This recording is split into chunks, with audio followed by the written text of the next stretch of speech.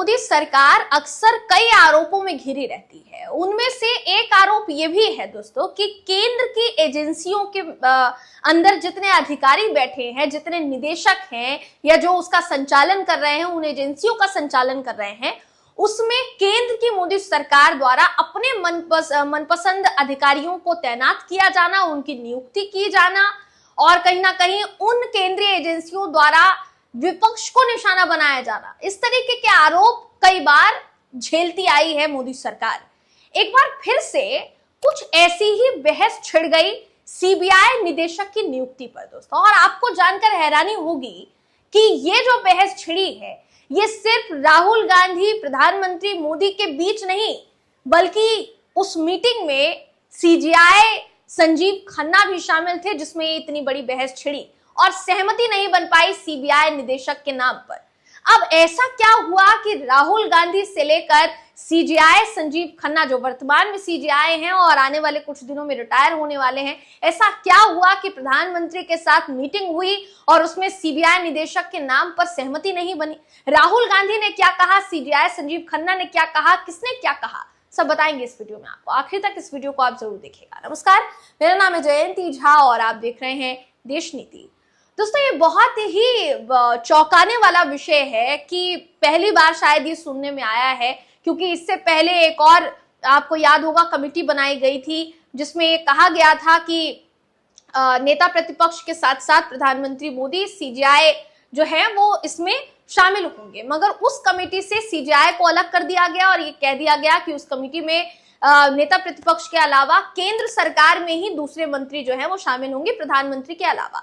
हालांकि सीबीआई निदेशक के मामले में ऐसा नहीं हो पाया। सीजीआई संजीव खन्ना, नेता प्रतिपक्ष राहुल गांधी और प्रधानमंत्री नरेंद्र मोदी जी की बैठक होती है। ये बैठक बताया जा रहा है, जैसी खबर सामने आ रही, पीएमओ आवास पर हुई और इस बैठक में सीबीआई के निदेशक की नियुक्ति को लेकर चर्चा हुई। निदेशक की नियुक्ति होनी थी, कई नामों को सुझाया गया, मगर उन नामों पर सहमति नहीं बन पाई। राहुल गांधी ने कई सलाह दी, कई सजेशंस दिए दोस्तों, और इसी के साथ साथ उन्होंने आपत्ति जताई। तो कह सकते हैं आप कि उनकी आपत्ति के बाद इस मामले में थोड़ा सा विचार विमर्श करने का समय लिया गया है और कहा जा रहा है कि वर्तमान में जो सीबीआई के निदेशक है उनका कार्यकाल बढ़ाया जा सकता है।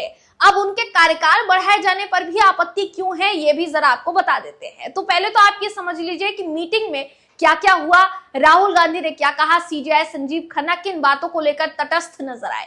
आपकी स्क्रीन पर इस समय वो खबर मैं आपको दिखा रही हूं, जिसके मुताबिक लोकसभा में विपक्ष के नेता राहुल गांधी और भारत के मुख्य न्यायाधीश संजीव खन्ना जो है वो उच्च स्तरीय बैठक में केंद्रीय जांच ब्यूरो सीबीआई के अगले निदेशक कौन होंगे, इसकी नियुक्ति पर एक बैठक में शामिल हुए थे।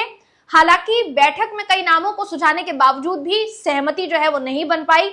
इस बैठक का उद्देश्य एक ही था कि वर्तमान में जो सीबीआई निदेशक हैं प्रवीण सूद, इनका एक नया उत्तराधिकारी जो है वो बनाना था, क्योंकि इनका 2 साल का निश्चित कार्यकाल जो है वो आने वाली 25 मई को खत्म होने वाला है। अब अगर प्रवीण सूद जो है उनका कार्यकाल बढ़ाया जाता है तो ये भी केंद्र सरकार की मनमानी के तौर पर देखा जाएगा, और वो क्यों, जरा इसको समझ लेते हैं। देखिए, पहले तो ये समझते हैं कि इसमें हुआ क्या, इस मीटिंग में हुआ क्या। तो खबर कहती है कि सीबीआई निदेशक की नियुक्ति एक 3 सदस्यीय समिति द्वारा की जाती है हमेशा से, जिसमें प्रधानमंत्री होते हैं, लोकसभा में जो नेता प्रतिपक्ष होते हैं वो होते हैं, यानी विपक्ष के नेता जो कि राहुल गांधी है फिलहाल, साथ ही भारत के मुख्य न्यायाधीश वो भी शामिल इसमें होते हैं इस कमेटी में। ये जो कमेटी है इसी का पैनल जो है बिठाया गया था, इसकी बैठक होती है, लेकिन सहमति नहीं बन पाई। इस सूत्रों के हवाले से मालूम चला है कि सहमति नहीं बनने के कारण सरकार जो है वो प्रवीण सूद के कार्यकाल को बढ़ाने में फिलहाल के लिए सोच विचार कर रही है कि उन्हीं के कार्यकाल को 1 साल कम से कम बढ़ा दिया जाए। मगर इस पर भी विपक्ष आपत्ति जता सकता है, क्योंकि कर्नाटक में प्रवीण सूद को लेकर ना सिर्फ आपत्ति जताई गई थी बल्कि उनको लेकर बहुत बवाल जो है वो मचा था। आगे उस पर भी बात करेंगे, मगर पहले मीटिंग की बात कर लेते हैं। देखिए, मीडिया रिपोर्ट्स के हवाले से बताया गया है कि राहुल गांधी ने इस बैठक में जिस तरीके से चयन प्रक्रिया जारी थी कि किसको चुना जाए निदेशक, सीबीआई का निदेशक किसको चुना जाए, इस पर आपत्ति जताते हुए उन्होंने मांग की कि अल्पसंख्यक समुदाय साथ ही महिला प्रतिनिधियों का नाम भी इसमें शामिल होना चाहिए। जो लिस्ट आप हमें दिखा रहे हैं उसमें किसी भी अल्पसंख्यक समुदाय से जुड़े व्यक्ति का नाम नहीं है, या फिर उसमें किसी भी कहीं ना कहीं देखा जाए तो महिला अधिकारियों का नाम शामिल नहीं है। आप महिला अधिकारियों को मौका क्यों नहीं देते? आप किसी भी तरीके से अल्पसंख्यक समुदाय से किसी व्यक्ति को अधिकारी को मौका क्यों नहीं देते? आपको कहीं ना कहीं इन दोनों वर्गों से चुनना चाहिए अधिकारियों को। ये मांग जो है, ये सलाह एक तरीके से मांग कह सकते हैं आप इसको, राहुल गांधी ने रखा सामने कमेटी के सामने। 2023 में तत्कालीन विपक्ष के नेता अधीर रंजन चौधरी ने प्रवीण सूद की नियुक्ति पर बहुत आपत्ति जताई थी। जब प्रवीण सूद की नियुक्ति की गई थी दोस्तों, तो ये भी कहा गया था, देखिए कि ये कहीं ना कहीं केंद्र सरकार की मनमानी है, क्योंकि केंद्र में बैठी मोदी सरकार से बहुत जुड़े हुए हैं प्रवीण सूद या सीबीआई के निदेशक। अगर उनको ही निदेशक बनाया जाता है तो कहीं ना कहीं ये पारदर्शिता की कमी को दर्शाएगा।